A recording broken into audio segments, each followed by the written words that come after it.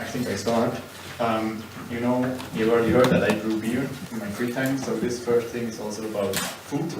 I'm quite happy that two of the main authors which wrote a paper, which I will talk about shortly, are actually sitting in the audience, so when you have questions, specific questions, I'll stand on me. Adrian Löller and Martin Lutz are here. So, you see these are 6 pictures, and 3 of them are made by Cassini, and 3 of them are simulations. And probably all of you think, when you first time see them, they look like Spätzle, or they look like ravioli. For sure, the one on the left, top left corner. And that was also what they, these 2 guys were thinking, and also Martin Luther. And 3 of these moons, they go, or these 3 moons, they're called Pan, Atlas, and Prometheus, from the left to the right, and they go around Saturn. And Cassini made some pictures of them, and apparently it's quite hard to form these shapes. And so what they did, they launched some simulations, doing all the fancy calculations, and they figured out what conditions you need, or if it's really possible that these go out of form actually. And the problem is that you already heard before that tides, when you get closer to massive objects, are quite important. And also in Saturn's case, you have tides. Saturn is a big planet, 95 Earth masses. And these moons orbit closer than what the moon is orbiting to the Earth. So these things are super close. And so it's quite hard to form them with the standard method you think about. You just put mass on an object. And so what they came up with is that you need objects which collide with each other, so moonlets, and under which conditions they can form. So usually what they figured out is that you need to have head-on collisions, so in the plane, to form them. And then it's possible to form these 3 shapes. And you see in the bottom, they look very much like the one on the top.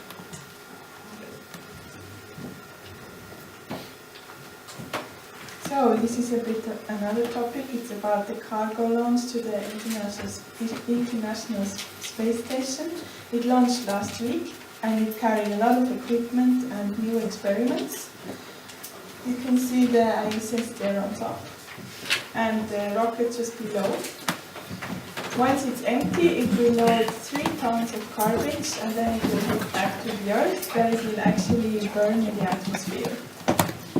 You can see an artist's impression of how this would look there on the top. Currently, there are only 3 guys on the ISS. 3 of them just returned yesterday to the Earth after they spent 168 days in space doing measurements.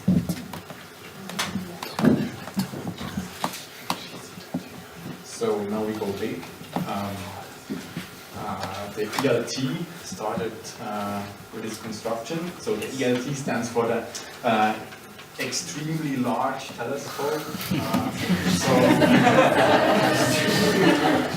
you see here on this image, this is actually the construction site. They started digging up the groundworks. And it's going to be extremely large, not overwhelmingly large, because that was the name of another telescope, so that been bigger, but almost as big as that one. This one's going to be 39 meters in diameter, just the dish of the telescope, so quite big. And it's going to be 74 meters tall. So when you know the Münster, just out there, it's just 20 meters less tall than the Münster. So that's quite a figure. It should start working in 2024. Also, if everything works fine. Yes, you see already. Actually, this was a mountain before, so they just like put some explosives on top, and then boom, and now they flattened the whole mountain to build a telescope there in China.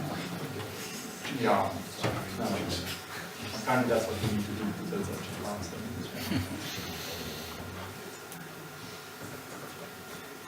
So here there are some news about the sun, which is kind of close to us for our world, for our astronomy view.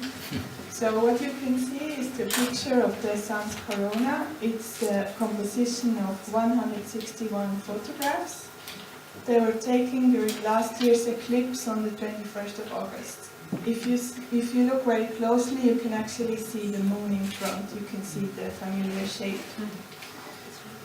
The research team, they used a special spectrometer, and they wanted to gain new insights about the corona's motion. And the findings could help to disentangle solar puzzles, like how bursts of plasma leave the sun, what you can see there in the top right, or why the corona is so well organized, but also what is the origin of the corona's magnetic field, where you can see a simulation there in the middle with the pink lines. And the scientists observed relatively cool blobs with cool they mean 20,000 Kelvin Celsius of gas, and they are embedded in the very hot plasma of 3.7 million Celsius. And no one knows how this blob can sustain for such a long time in such a hot environment. And in another experiment, they wanted to look for certain infrared wavelengths that would be especially sensitive to the magnetic field to better understand the magnetic field of the sun. My last picture, it's black and white, as you see.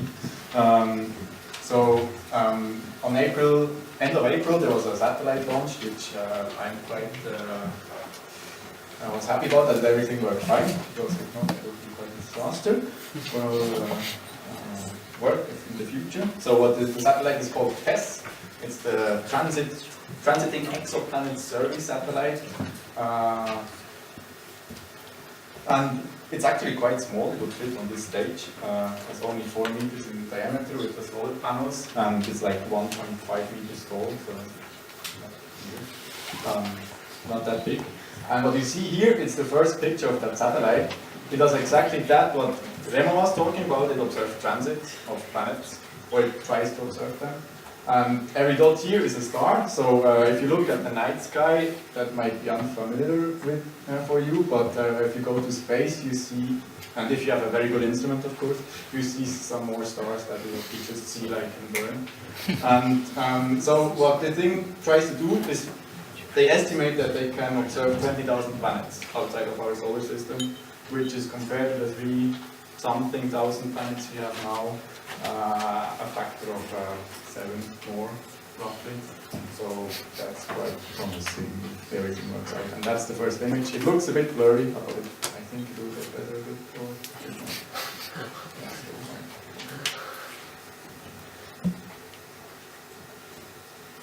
Then there was some news about the first stars in the universe.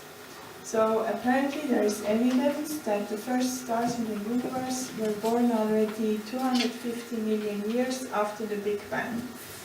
For comparison, the universe today is 13.8 billion years old, so if we would consider it as the universe to be now in its middle age, it would have been then just starting to crawl. They used instruments in the Atacama Desert in Chile, namely the ALMA array, you can see it in the top. And this is much earlier than what was previously suggested, namely 550 million years. It is in agreement with observations reported only this March, which actually suggests that star formation began already 180 million years after the Big Bang. These observations were done with radio signals, so it's an independent measurement.